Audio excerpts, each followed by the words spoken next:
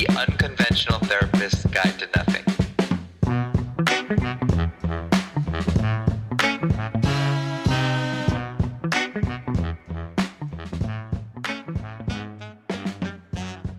Hey everybody, welcome to the Unconventional Therapist's Guide to Nothing. This is Dave, and as you can tell, well, maybe you can't if you're not watching us, but I am here alone.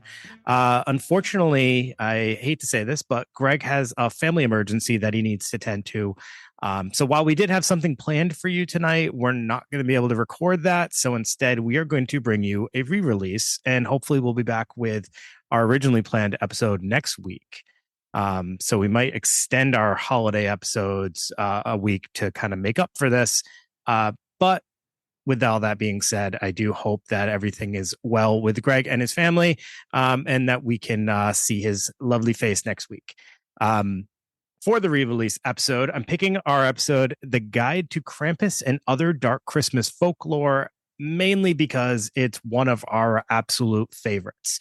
I honestly don't know if we've laughed as much as we had in that episode in any other episode.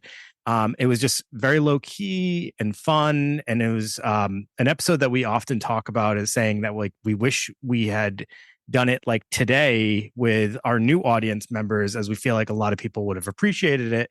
So yeah, here it's going to be in all of its glory. I'm also going to do a little bonus with this episode and upload the video recording to YouTube and Spotify from back when we did this, which was actually in December of 2022, before we were actually using recordings. So let's just say it's going to look pretty candid, and we never actually had any intention for anyone to see it. So you kind of see what the what was happening behind the scenes while we were recording back then. Nothing crazy, but it is definitely looks a little amateur. Not that our videos look much better anymore. So one other fun note about this episode is actually the first episode we did with our rebranded name. So we were going by a previous name that we are no longer allowed to say because of licensing, and we switched to the Unconventional Therapist at this point. So this was our first time even using like the intro and everything like that, which was a little odd for us. So with no further introduction, please enjoy this re-released holiday episode. And on behalf of the Unconventional Therapists, we wish you and all of your loved ones a calm, safe, and happy holiday. And we will see you next week. Enjoy. The Unconventional Therapist's Guide to Nothing.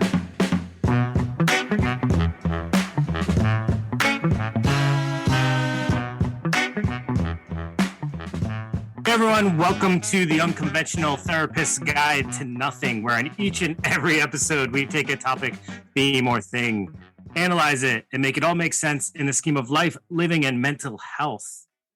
That intro is definitely going to change, but for now we'll just leave it as is. So what's up, Greg? You are my host, and you are here. I am, yeah. And you know what? Kind of liked it. I thought you killed that a little bit. Wow. Sounded good. You just slide. Is it lying if you believe it? I don't know. So listen, what are we talking about today? We are talking about a topic that is very much in season right now. Yeah.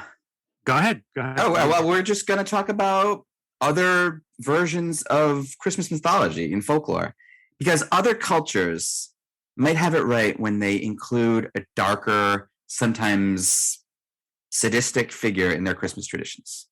Yeah.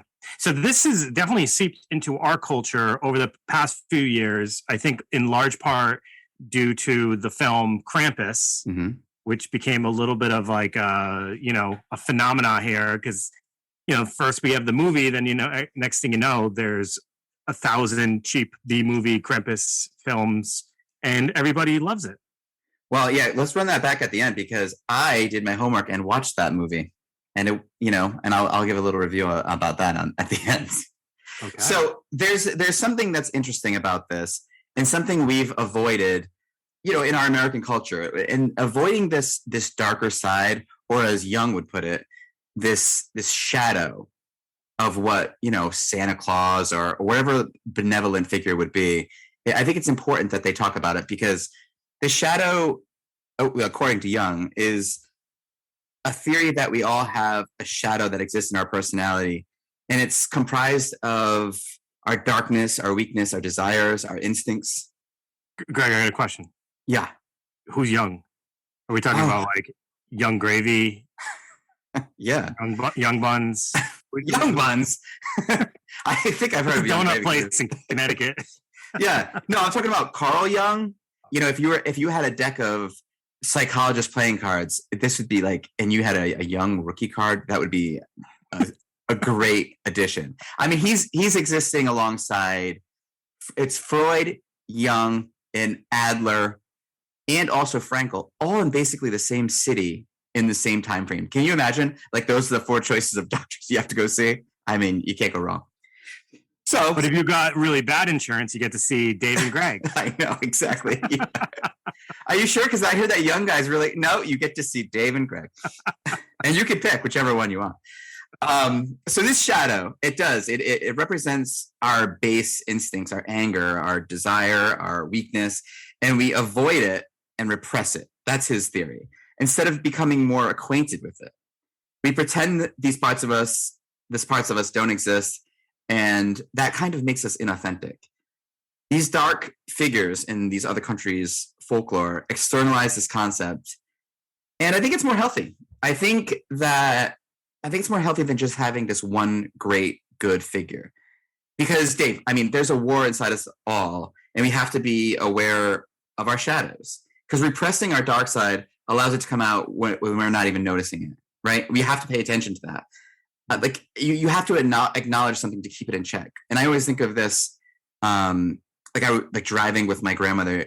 I just remember this. There was a bee in the car, and she said, as long as you can see it, it's not dangerous to you. So if you keep an eye on it, yeah, you're good. But if you're not paying attention to it, then you're in trouble. And I think of the shadow sort of as the same way. Like, we can't even be good people unless we acknowledge that we have this capacity for darkness, you know? Because if we don't think that we're able to do something wrong or bad, then, you know, are we really good if we're not, you know, fighting that inside of ourselves? I don't know. What do you think? You sound like Dexter right now. That's constantly what he's talking about, like the shadow, and that's totally him though. He's like acknowledges that evil side of him, but then he like externally does good things, you know, or tries to channel it into good things, I guess. Well, and maybe that's why that show's so popular, because that's maybe people are relating with that. Like, we think that we should hide these parts of ourselves because of the way society is and the norms. But how much better would it be if we could be authentic? Like, hiding the things that are wrong with you is deceitful, but we all definitely do it. Like, Dave, think about if you're starting a relationship with someone. Can you imagine, like when we start a relationship with someone, we're like, oh, here's all our good things about us. Here's all the great things that I am. But we never say, like, here's the good things about me and here's the bad things about me. So if we did that, people would, that's a lot more fair. That's a lot more realistic. And so I think it's healthy. I see what you're saying, but I also know some people who hyper focus on the bad parts of themselves. And like, that's not great either. But it's about having that talk only about their flaws all the time. And it's like, all right, we get it. Well, I think that what you're talking about here, like how it could produce intrusive, like negative thoughts, I think that's true. But that's just if you have a bad relationship with the darkness inside of you. If you acknowledge it and say, like, if you're always trying to push it back, it's going to make it bigger and bigger and bigger. But if you let it in a little bit and just, you know, it takes kind of that power away a little bit, I think. And I know this is a long way to go for, you know, talking about creepy Christmas figures, but I mean, we had to connect it to psychology, Dave. We can't just start talking about weird stuff for no reason. Okay. So here we go. I'll let you go ahead and connect that one. I did, I think. Oh, okay. Well, I mean, you know, okay, fine, I'll connect it, and I'll roll us right into the first one. So if you want to talk about Santa Claus, all we're talking about is someone who's completely good, no dark side to him at all. But if he was to have a dark side, it would look a little something like Krampus, right? Sure. Krampus would be Santa Claus's shadow, right? So who the hell is Krampus, Dave? He is a devilish looking half goat, half man creature. Mm-hmm. His horns, he has a long tongue, cloven hooves, shaggy hair, and he's derived from a German word, Krampen, which translates to claw. Yeah, I heard that. Claw. His name is Claw, really, if you think about it. And he comes on December 5th, which is St. Nicholas Eve, right? Do you know what can you say it in German? Krampusnacht. Krampusnacht. Yeah, dude. And that is December 5th. Yeah. Good job. Wow. You said he has cloven hoofs, but here's something that's sort of interesting about folklore. Just one, right? Yeah, one. And I think that's because in demon lore or shapeshifter lore, and we'll see this again, these entities are allowed to change shape to be deceitful, but they can never do it all the way. And you see that even in Christianity. Like if there's a demon, there's always something off. Like it could take the shape of you, Dave, or someone else, but they would have like a weird like arm or something, right? Something's going to be off a little bit. He's in a lot of the depictions you'll see him in like old German like postcards or pictures. Sometimes you'll see him in literally like in Saint Nick's out, like his I was gonna say fanny pack. It's like toy bag, right? Yeah, he's like peeking out of the top. Sometimes I see him and he's really small and he's like a passenger in that bag. But then other times you see him and he's like a full-grown adult-sized person looming over kids, right? So I've seen it kind of both. Often has like a leather bag strapped to his back, which has these birch sticks sticking out of it, right? Those are for the whippings. Those are for the whippings. Come here, little kids. Yeah, so this is been naughty. He's a punisher. And I think Santa doesn't punish, or I guess he leaves cold, but what's the big deal with that? But this is like if you're misbehaving, you're gonna get a beat down. Or he's gonna kidnap you. Yeah, which is worse. He's gonna put you in his little wooden bag, his basket. And then his basket. Yeah, well, is that a German accent? No. No, yeah, and take you to where? Like to his lair and eat you, or hell, or what? I mean, I don't know. I don't know. There's a lot. It's so funny because like I would love to know like the thought process around some of his like looks. Like why does he have such a long tongue? And then I don't read anything about why he has a long tongue. Yeah. He's got a long tongue and he loves to whip kids. It's like, all right, those two. What do those two things have to do with each other? Eating them? Yeah. Is he eating them? Yeah, I think he eats. I think he like it's like one of those things where he can like wrap it around kids' necks and pull them into his mouth. With yeah, I don't. So much sense. Yeah, gross. But you know what? I hate to tie this back into psychology, but this is Santa, Krampus. I know Santa and Krampus to me is the perfect representation and a nice chance during the holidays to give the message of Freud in the id, ego, and superego, right? Because the id is that base devilish desires, and that's Krampus. That's what he is. And Santa is the all good, always doing the right thing, always, and that's the superego, and we're somewhere in the middle, and we represent the ego. And I think that this kind of explains that perfectly. Doesn't that make it easy for people to understand? Imagine it's like December 5th. Yeah. You're a little boy. Mm-hmm. You're going out. Is it under, I guess they have a tree or something. Maybe. You go to your tree. Probably live in a tree. You unwrap your present only to find that it's coal. And rather than disappointment, you're like, oh my God, Krampus is coming. I know. I'm done for it. Yeah, I'm going to get whipped, or I'm going to be put in his basket and taken wherever. Into his basket. Yeah, so I mean, and we'll talk about as we go through all of these. In the end, we'll talk about now why would they create these stories, and why are these helpful and useful? I'm also curious, Greg. Do you understand or know why he is goat? And I know that he's goat. He is goat. I know that like goats have some kind of like religious theme with the devil, right? Yeah. Is that the connotation here? That's where I'm taking it from, and that the goat and having some connection to, obviously that's coming from like pagan whatever, because even over here we have early representations of the devil. Like we have devils footprint in North Kingstown, Rhode Island. Devil's Foot Rock. Yep. Yeah, and it's like a little hoof. Yep. So I mean, it's been a hoof for a while. So Saint Nick, it's scary. A hoof is scary. It's funny because like he has his counterpart who is part devil, I guess. Mm-hmm. Devil also part man.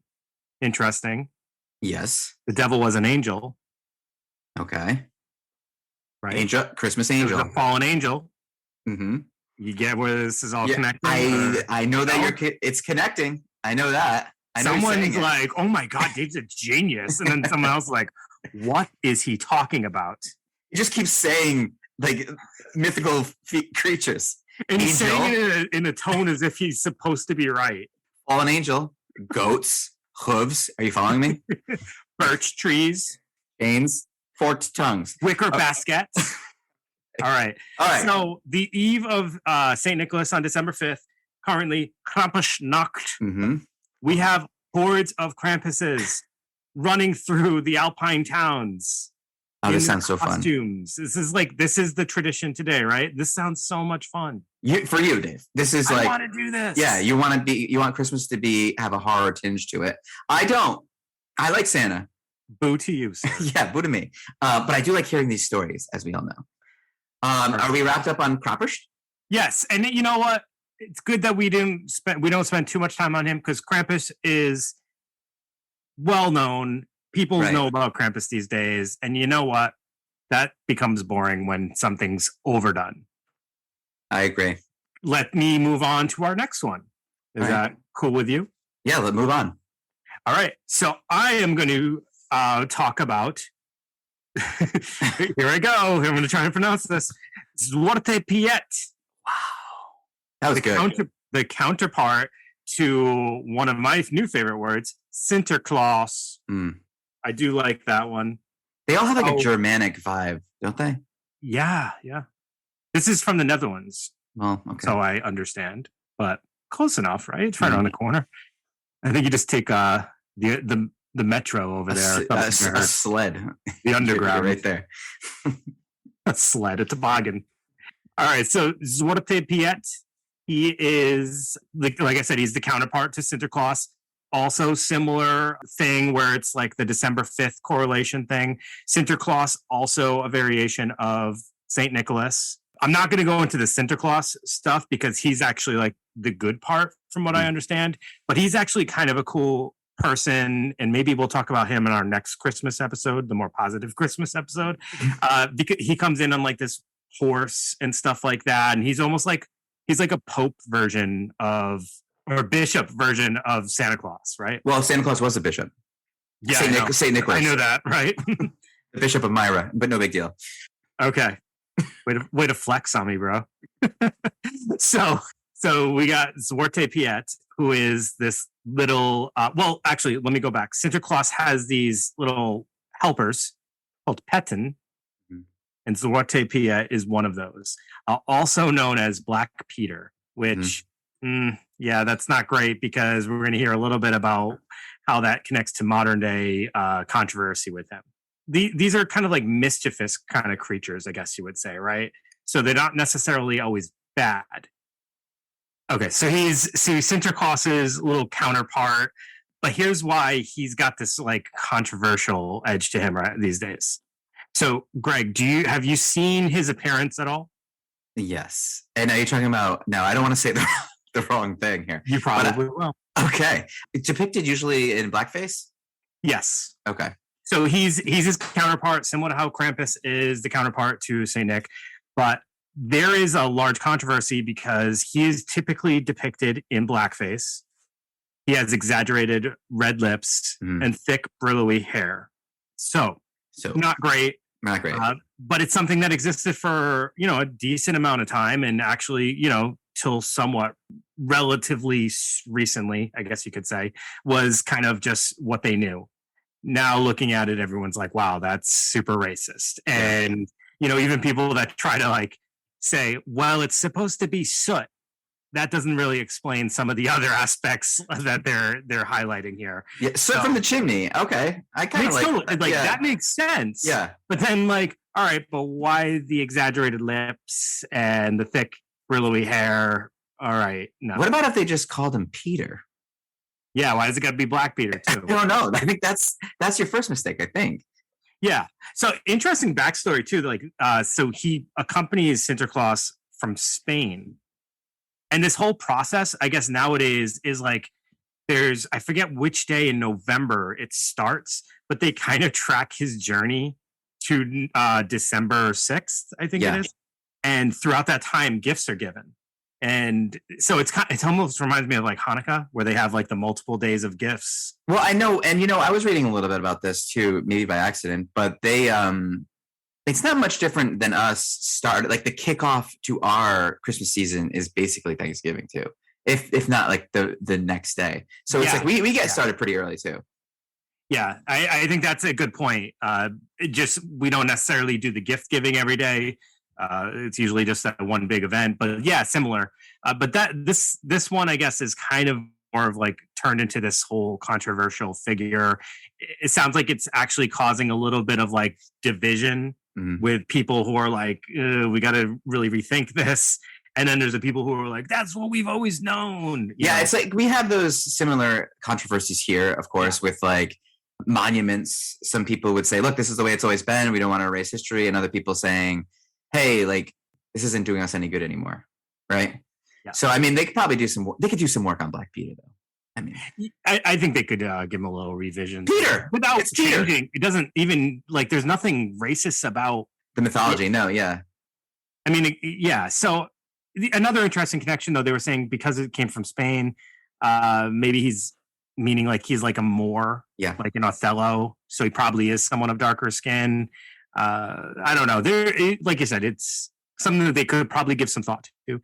So even maybe thinking at the like in that time where this was created, maybe they wouldn't have thought race being, because race is almost like a social construct, like an imperialistic thing, and maybe it wasn't sort of a thing as much anymore, and it's become a thing now. So maybe part of why people push back is like maybe the intentions weren't bad.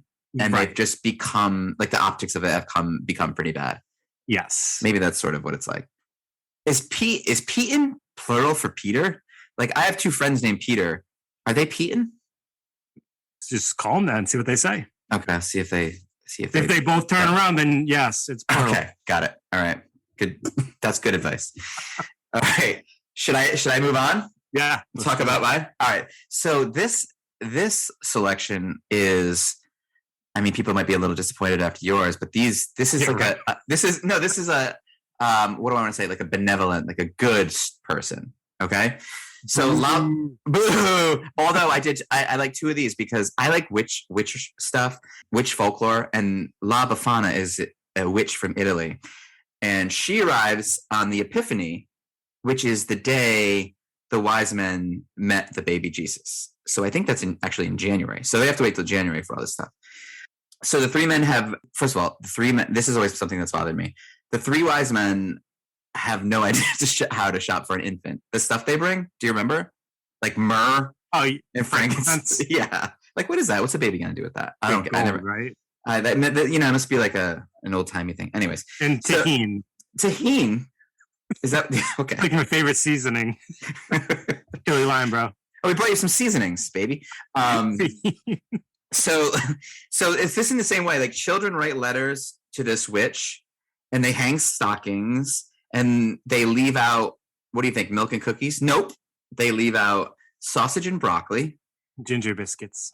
They leave out sausage and broccoli. Sausage and broccoli? Yeah, which I think is I'd be like, wow, this is actually a pretty good snack. Every house smells, but it's a good snack. And I'm like the only person excited about that one. Yeah, no, I would be excited about the sausage at least. She brings gifts for kids and she leaves coal for bad kids, which is very familiar. It's almost like a female Santa Claus. And her origin is interesting. So she was widowed and lost all her children, which is really sad. And she happened, so this happened, and she's like walking along and she happened across the three wise men and they told her they were meeting the baby Jesus. And she's like, great, I've got nothing going on right now. I'm going to follow you guys.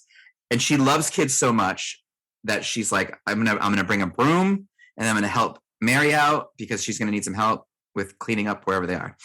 And so the wise men take La Befana with her, but they lose her somehow.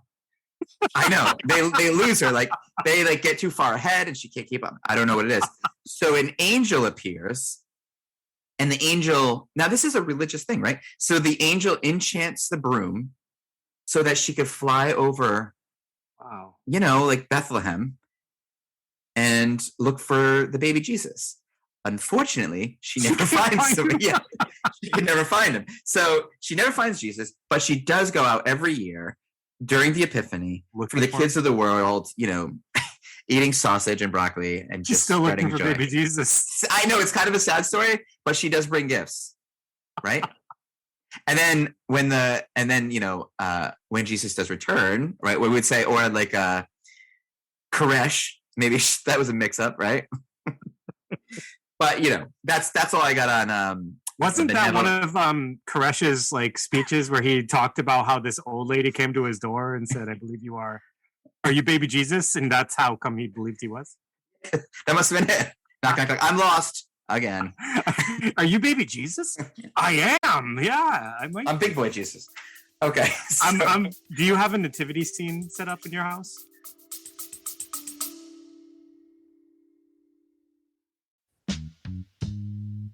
This show is sponsored by BetterHelp. Wow, that's a professional right there. Dave, this month for BetterHelp, it's all about gratitude. And I'm curious, is there anyone you're specifically thankful for this month besides me? Nope, just you and Michael J. Fox. Okay, good. It can be really hard to remember to take a moment to be grateful, but it's incredibly important. We're so used to seeing what's wrong with the world, and gratitude helps us see what is right. It's very optimistic of you, Dave. But you're right, of course. In our brains, the negative screams and the positive just whispers. So it's helpful to give optimism a little bit of a voice. I think that was a direct quote from Moses right there, actually, right? One of our favorites. It sounds like it. With BetterHelp therapists, we can be reminded to live life based on preference instead of fear and negativity. BetterHelp is giving us a better approach to life. Yeah, and we don't have to tell all of you that we're huge fans of therapy. And BetterHelp is a great way to bring it to more people. So if you're ever thinking about starting therapy, give BetterHelp a try. Yeah, that sounds like a fantastic idea. It's entirely online and convenient. Just fill out a brief questionnaire and get matched with a therapist. And remember, if it's not a good fit, you're going to get a switch for free. Such a great option, It really is. So Dave, visit betterhelp.com/nothing today to get this 10% off your first month. Bada bing, bada boom. That's BetterHelp, HELP.com/nothing. And that's it. And that's it. Peace.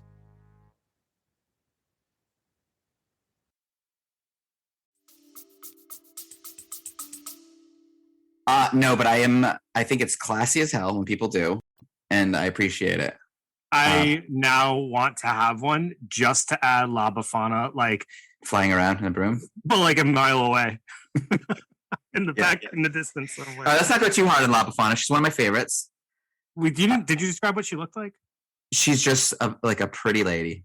Oh, like if you're thinking witch, you're not thinking. No, I'll have a witch. That's who I was thinking of. Yeah, actually, this is like Glinda.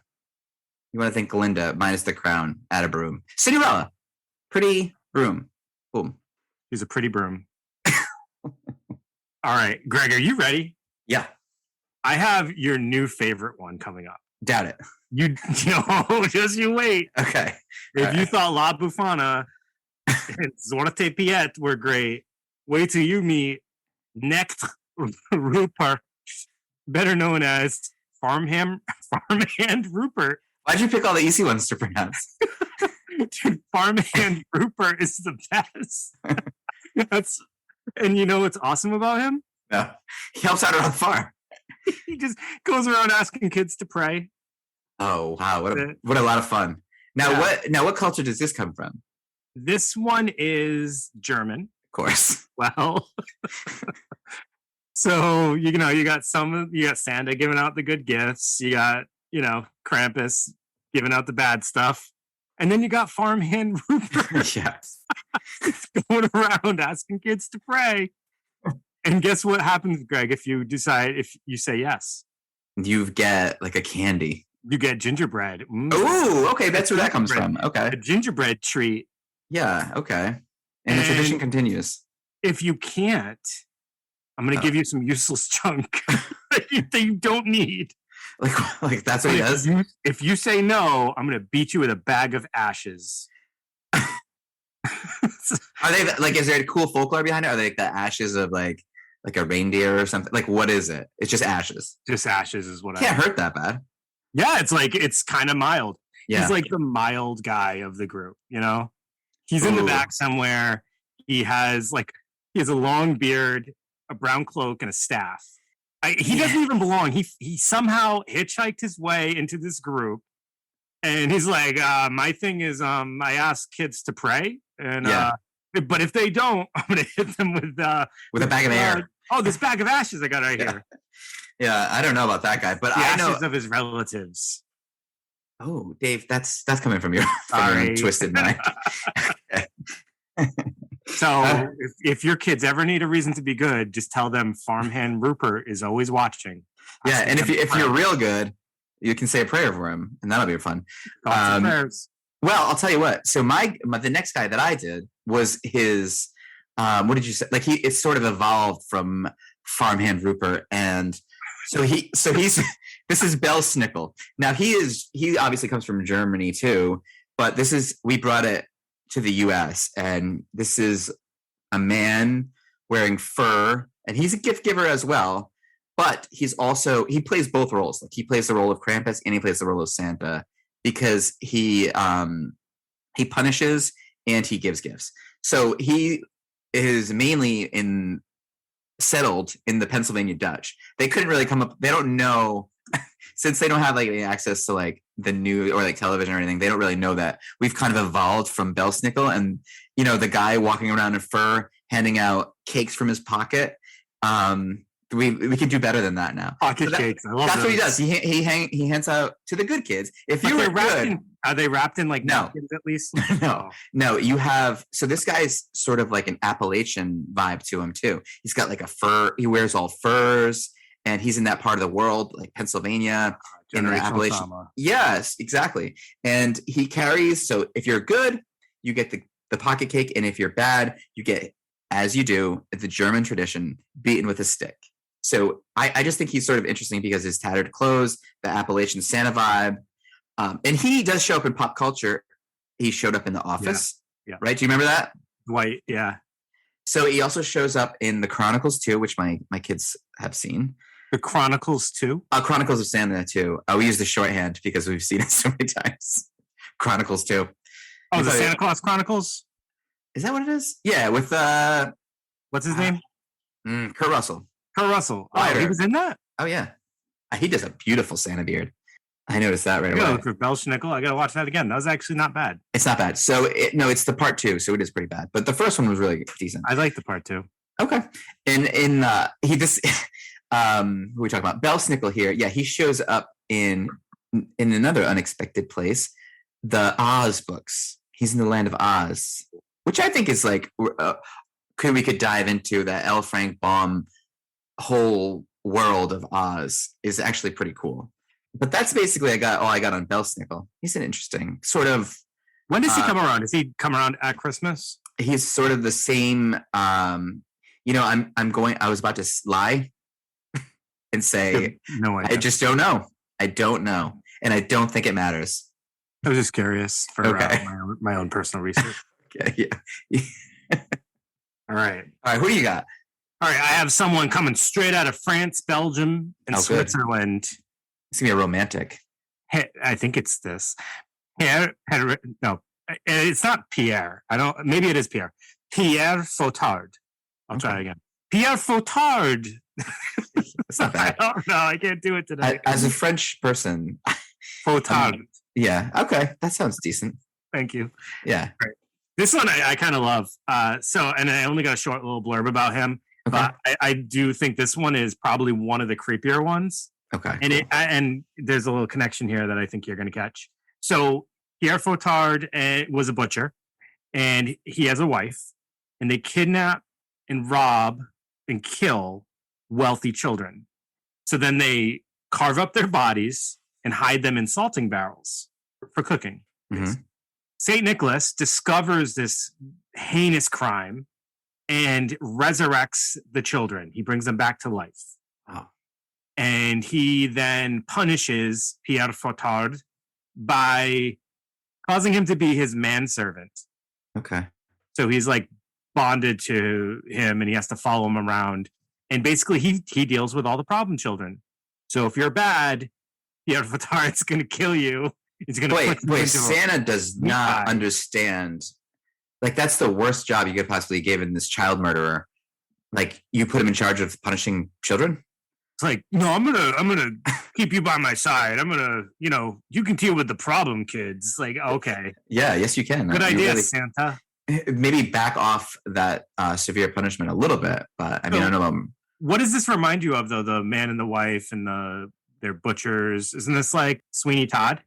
I've never seen that or heard of it. Me neither. I've heard of it, but Isn't that like the premise though? Like they're butchers and they put bodies in their meat pies or something like that. the murder of Fleet Street. I know that. I know Johnny Depp is in that, but You're just now referencing things you know about it rather than the story itself.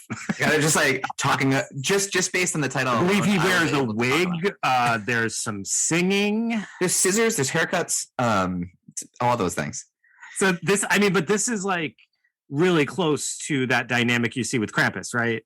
Mm. So it's that like you stay by my side and you take care of the bad kids. I'll take care of the good ones. Like the good ones see me, the bad ones you're gonna murder.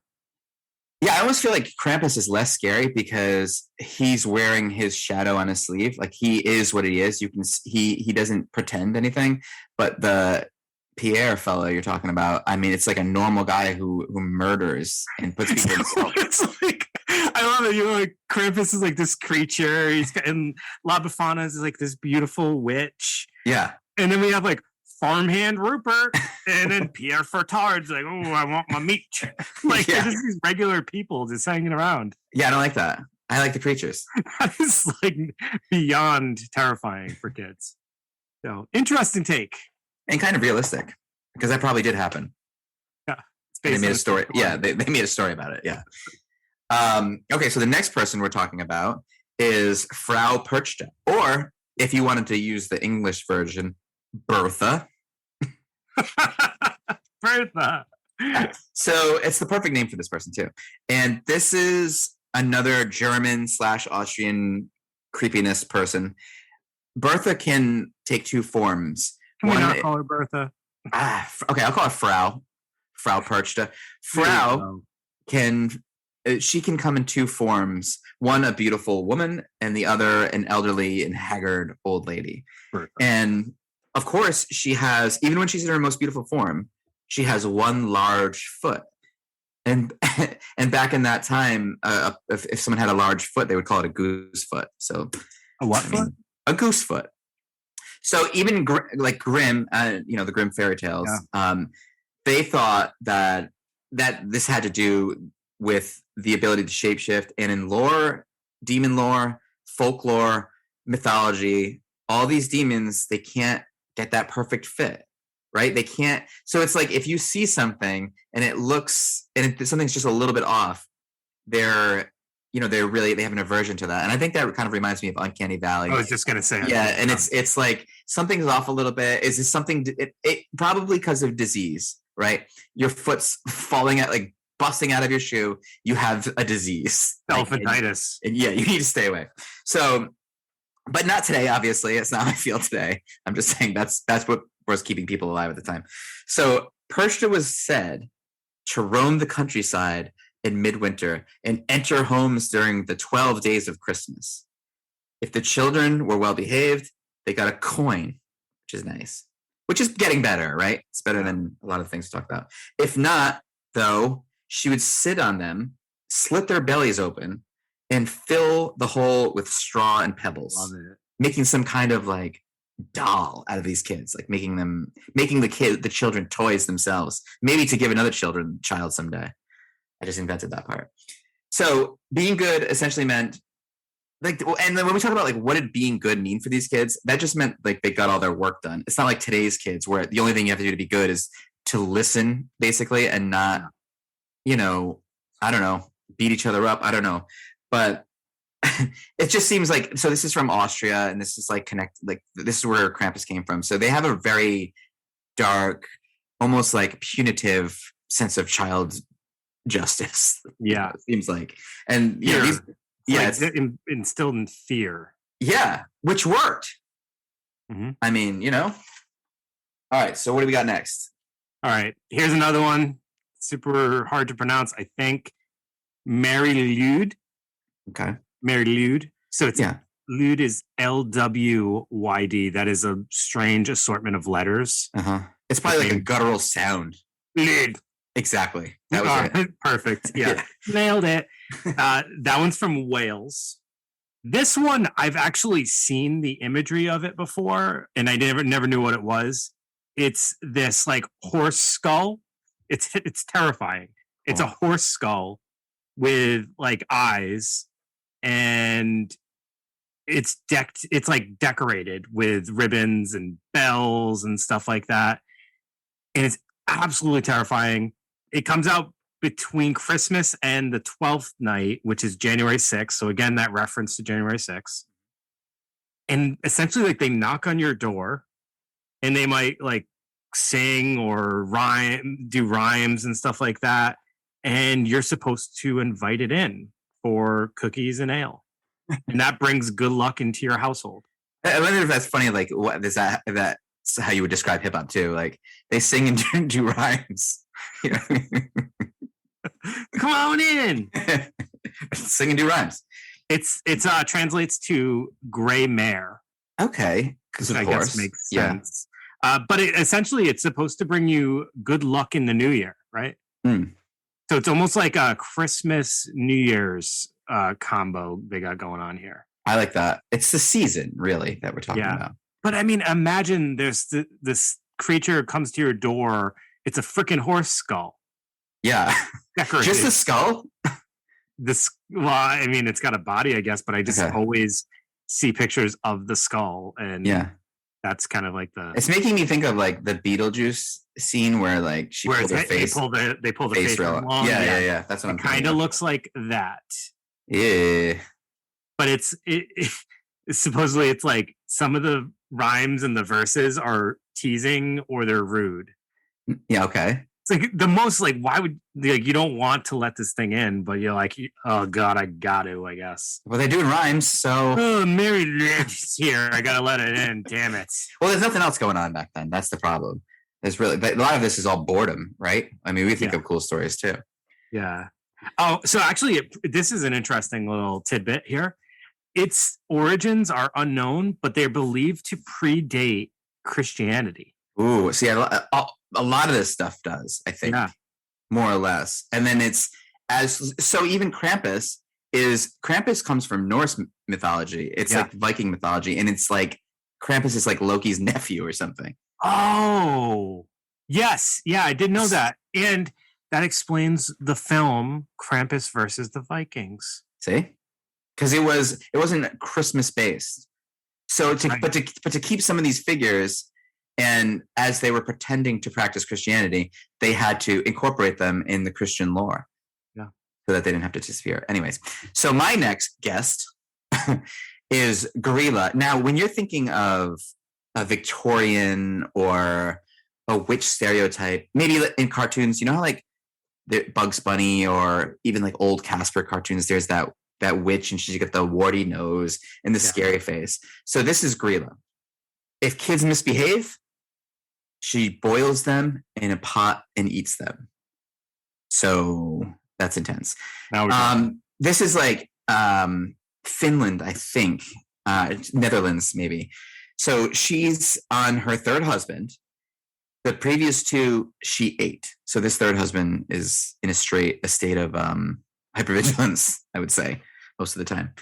She has a vicious black cat who lurks the countryside, eating the children who have not received new clothes by Christmas Eve. And I think that's pretty interesting. Maybe that's where we get our new pajama tradition, but I doubt it.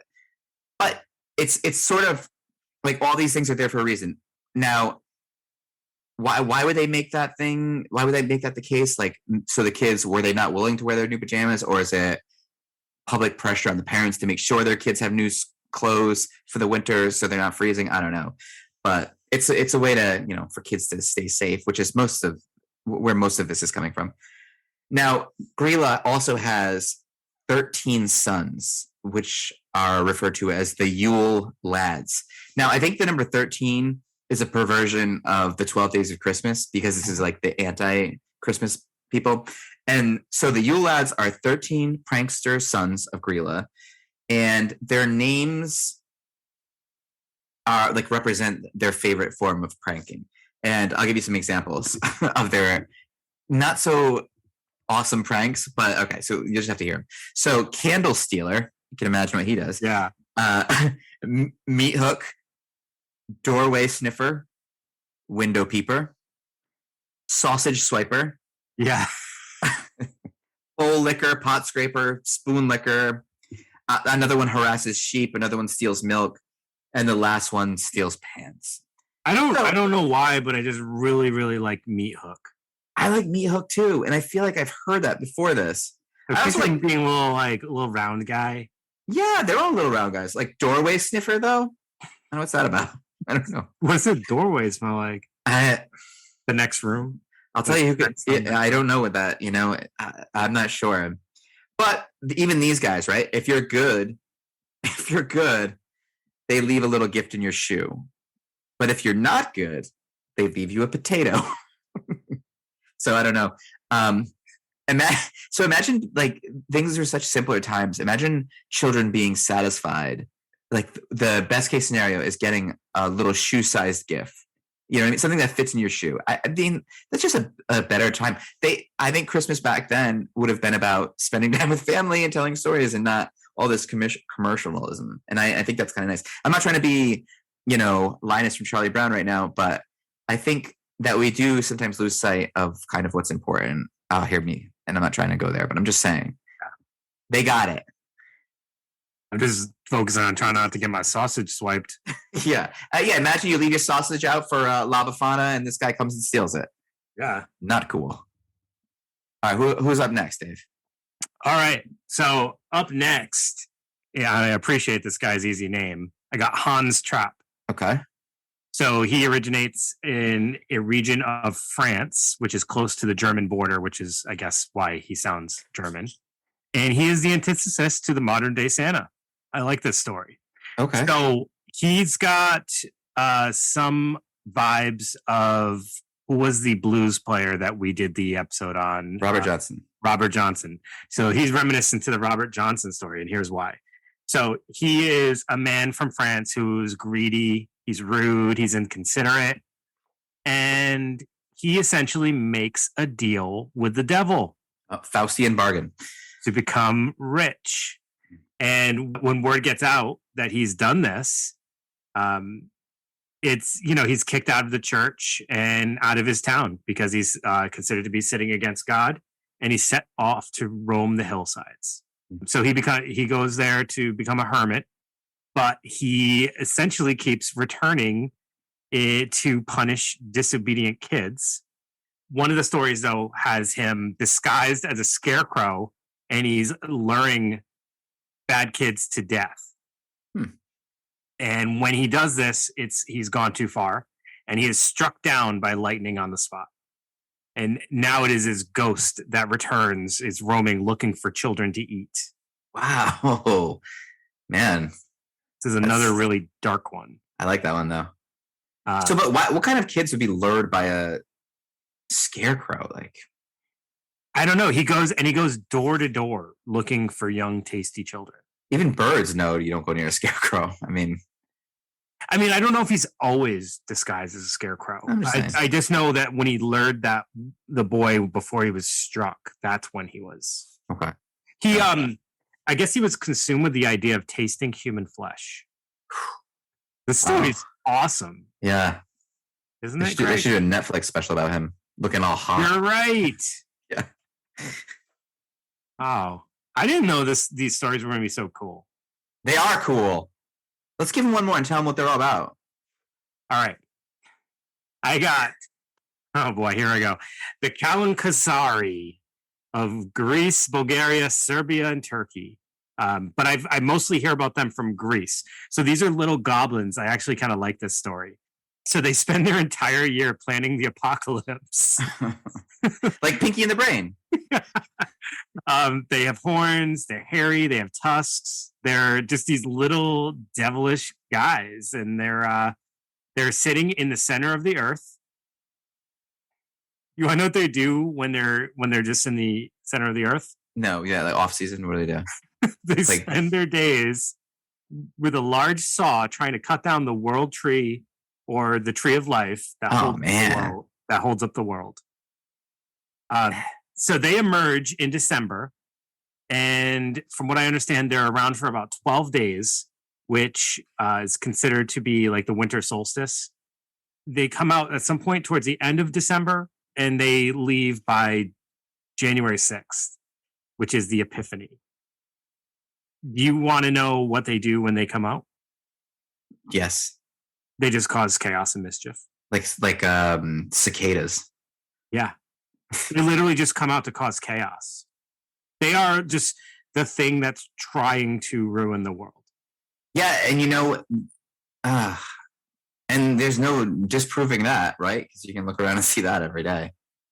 I like that kind of story. I do. They speak with a lisp, and they eat small creatures like worms, snails, and frogs. And they only come out at night because they're afraid of the sun, fire, and holy water. So there's a little religious connotation. It's all sprinkled together, and I think that's cool. And I think what's cool about that is like it's interesting when you said the 12 days of Christmas or the winter solstice, which is like two very different things. But obviously that 12 days of Christmas, our winter solstice, comes from the festivals or the holidays that the predecessors of Christmas. And that would be like Saturnalia, which was an ancient Roman festival. And that was held from December 17th to the 23rd. And they would have huge parties and exchange gifts. Even like Kronos was quoted, who was like the god, the Greek god before Zeus. It was like his father. And he said, "This is the festive season. It's lawful to be drunk and worship whichever gods you see fit." So people, and then there was Yule. And Yule was just another winter festival celebration of the winter solstice. It's smart that they do this because on its head, it's the shortest day of the year. Like this is culminating at like the shortest period of time, like where the sun's only out for a certain amount of time. Darkness, right? But if you make it a strength, if you make it fun, if you make it a party, you're not really thinking about the depressive nature of it. Sure. And I think that's kind of cool. And another thing is like, yeah, drink, have a good time, especially back then, because some people are gonna make it through the winter and some people aren't, right? So let's have a good time before we settle in. Yeah. Well, I was just thinking like, it's interesting to also have this hyper focus of kids' behavior in the winter. And I wonder what had like kind of like spawned that. I wonder what it was about winter months that made them feel they needed to mold kids' behavior. And I know that like obviously the whole idea is like year round. They're telling kids to be good year round, but obviously the emphasis is towards winter months. Well, I guess, it's a dangerous time of year. They need to be listening. And just like we see with urban legends and all these other forms of folklore, these stories can really manage these kids' behavior. And this is a time of year where everyone's getting things together to prepare for the winter, like little squirrels. And these kids need to be listening. And that's one less thing the adults can be worrying about right now is what these kids are doing. Yeah. I want to get back to like the idea that as humans, we evolved, I think. And I think this is important for people to know. We evolved to adjust to a resting period in winter. Like the feelings we interpret as depression, it's just an adaptation to keep us inside. So this idea like, I don't feel like doing anything. It's the winter. I want to be inside. And we kind of interpret that as depression, but we had to stay inside. we didn't have like a warm car to get into to travel to another warm building. And it makes sense that we're compelled to stay inside because we need to look at that as an adaptation of us being human because that's what kept us alive. So the reason why seasonal affective disorder even maybe exists is an adaptation that worked for, thousands of years to keep people inside. And now that we don't need to be inside, just like we don't with anxiety, we don't need to be looking over our shoulder constantly.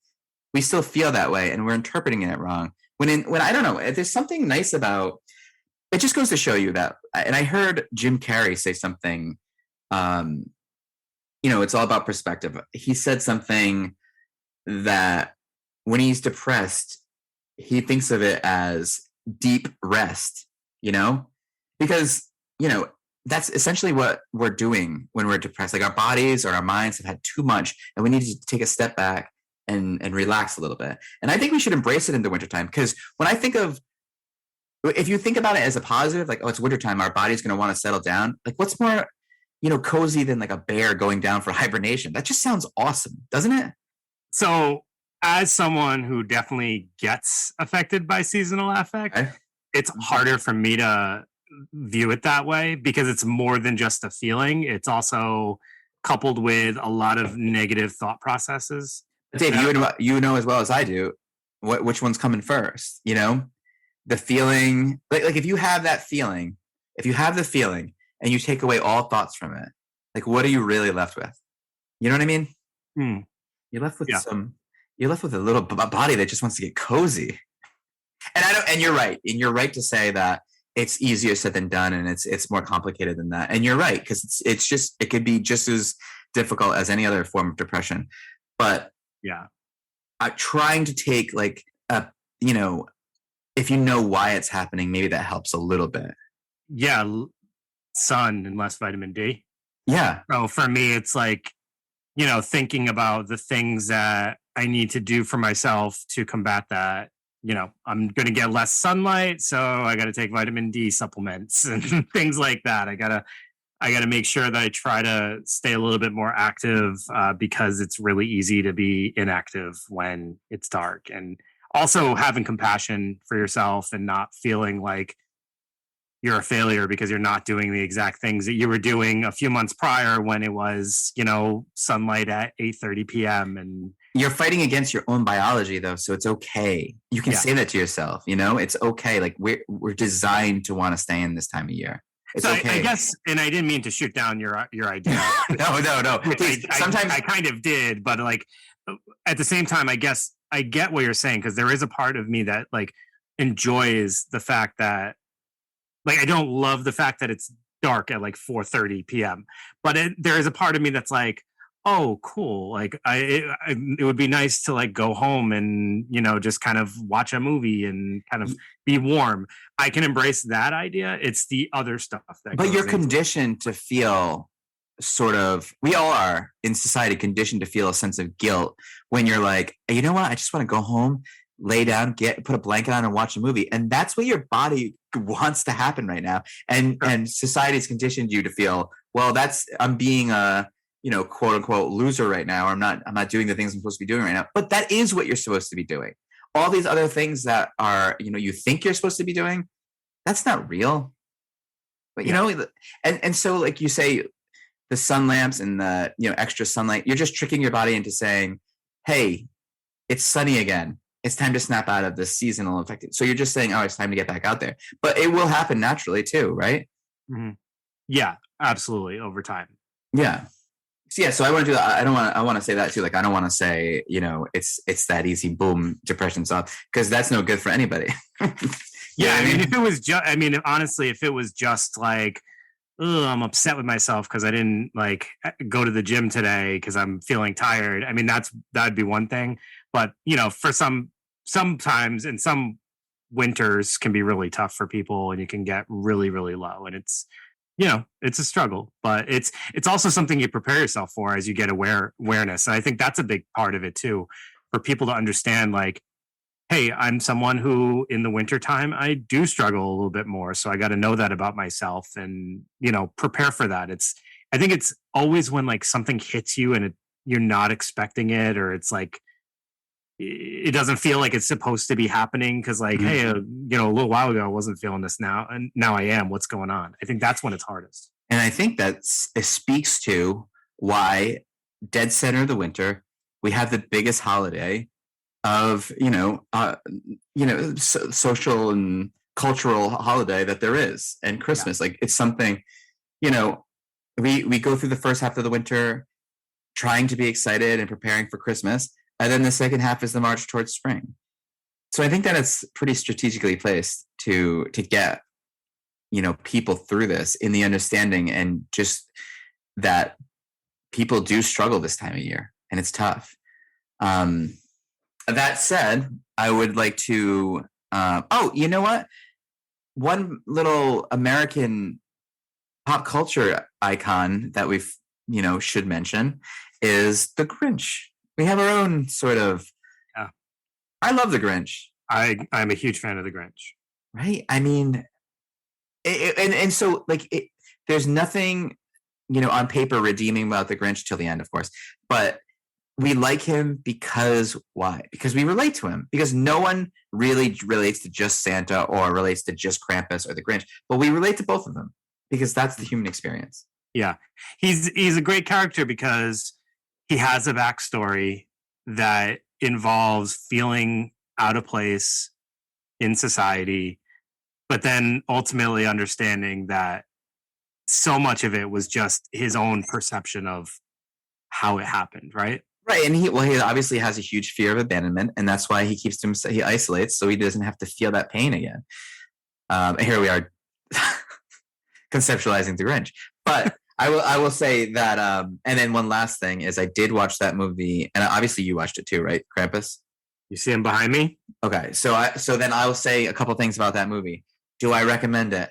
You know what? I think it's going to turn into a yearly, because I watch Gremlins every year. Yeah.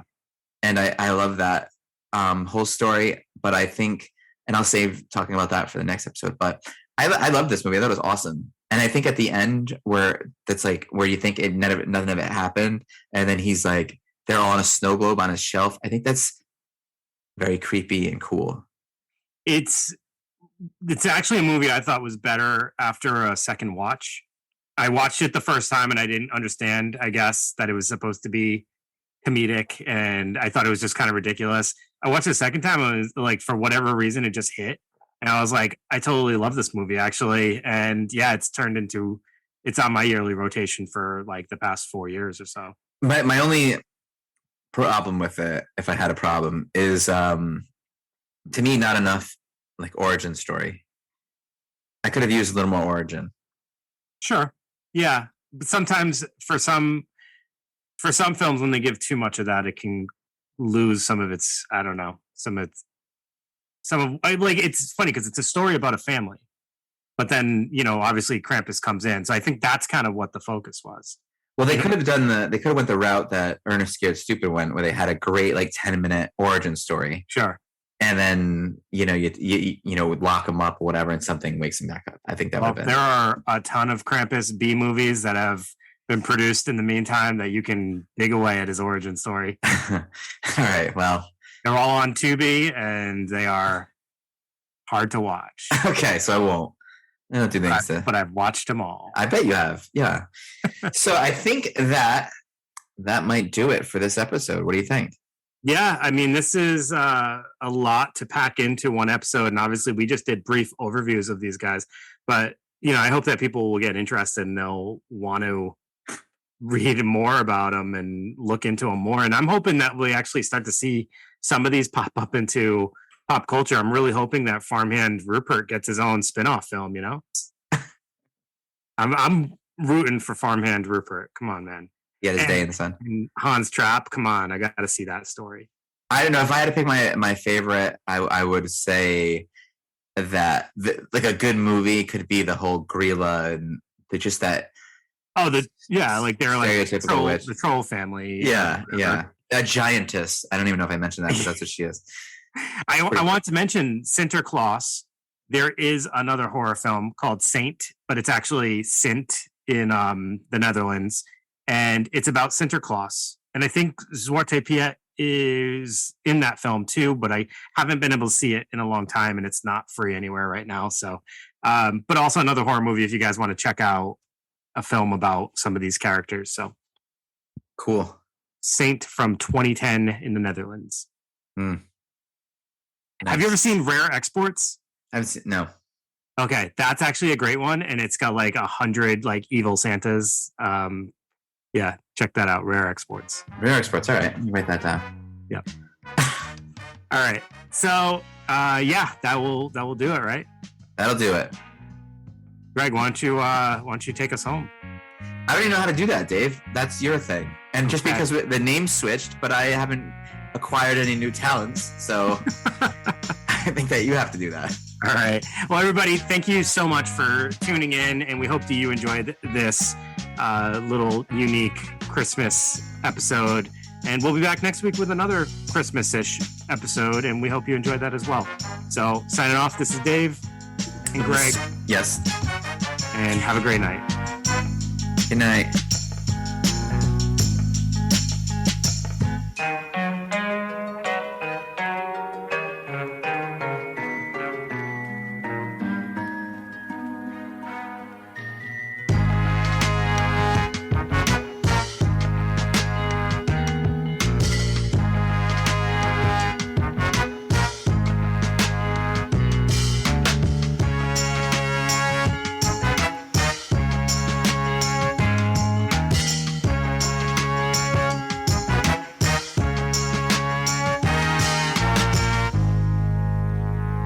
Wait, we got a 7-Up again? Mountain Dew. Jeez, dude. Look at Fruitquake. It's fruitcake flavored for the holidays. Wow, Dave. That's... You can't be drinking that stuff, dude. It's not good for you, man. Drink once a week.